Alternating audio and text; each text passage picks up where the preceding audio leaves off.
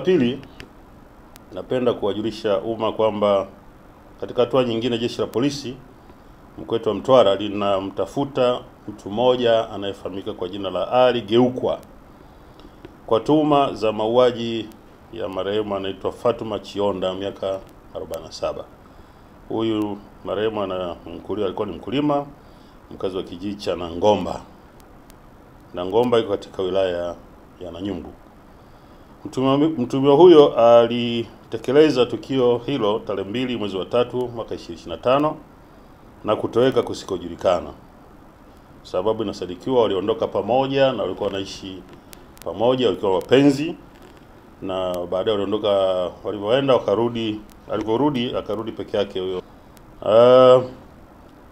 Na chanzo cha mauaji haya inasadikiwa ni wivu wa kimapenzi ambao walikuwa nao muda mrefu hawa watu wa marehemu pamoja na huyu mtuhumiwa.